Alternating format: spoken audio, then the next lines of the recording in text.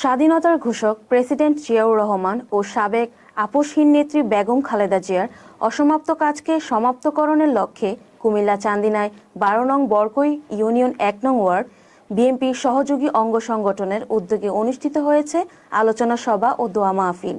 শনিবার বিকেলে ১২ নং বরকই ইউনিয়ন যুবদলের সভাপতি মোহাম্মদ জাকারিয়া হোসাইনের সভাপতিত্বে কয়েক শতাধিক রোজাদারদের নিয়ে এই ইফতার মাহফিল অনুষ্ঠিত হয়। প্রতিনিধি রফিকুল ইসলামের পাঠানো তথ্যে চিত্র ডেস্ক রিপোর্ট। অনুষ্ঠান পরিচালনা করেন ১ নং ওয়ার্ড যুবদলের সিনিয়র সহ সভাপতি ফয়সাল আহমেদ ফয়েজ।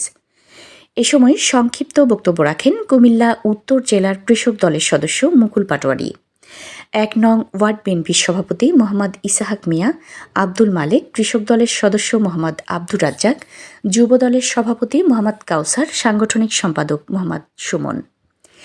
এছাড়াও আরও উপস্থিত ছিলেন আনোয়ার, নুরুল ইসলাম, ইব্রাহিম, সোহাগ, এমরান, জাফর, মোতালেব, জসিম, আক্তার, আব্দুল কায়ুম, দেলোয়ার, আবু ইউসুফ, উজ্জ্বল, বাবু, ইকবাল, কাউসার হামিদ, আব্দুর রাজ্জাক, সুমন, আশিক মজুমদার, আব্দুল মালেক, মাওলানা কামরুল ইসলাম প্রমুখ।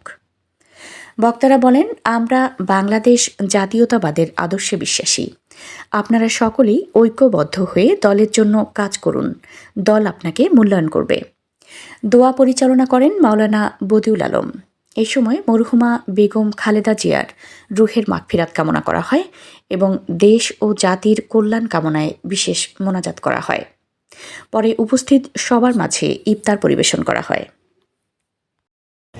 শুরুতে কোরআন তেলাওয়াত করবেন কামরুল হাসান, কোরআন তেলাওয়াত করবেন মোহাম্মদ কামরুল হাসান। আমাদের কথা একটাই থাকবে, ২১৩ আসন নিয়ে আমরা সরকার গঠন করছি এবং আমাদের সরকার বর্তমান ক্ষমতা এবং আমাদের প্রায়োরিটি, আমাদের সবকিছু আমাদের থাকবে। কে আমাদের হুমকি দিল এটা আমার জানার বিষয় না। আমরা বিএনপি করি, বিএনপিকে ভালোবাসি, আমরা বিএনপির পরিবার, সবার কাছে আমরা যেন সবাই একত্র থাকতে পারি। কুমিল্লা জেলার উত্তর বিভাগ হিসেবে আমরা জাতীয়তাবাদী দল করি। কেউ কৃষক দল করে, কেউ ছাত্র দল করে, কেউ যুব দল করে, কেউ স্বেচ্ছাসেবক দল করে, করতেই পারি, কিন্তু আমরা সবাই জাতীয়তাবাদী দল করি। এটার ভিতরে কোনো বিন্দু পরিমাণ সন্দেহ নাই।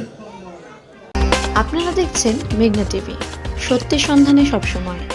এছাড়া দেশ বিদেশের নিত্য নতুন খবর জানতে মেঘনা টিভির ফেসবুক পেজ facebook+meghna tv.bd তে লাইক দিয়ে আমাদের সাথেই থাকুন।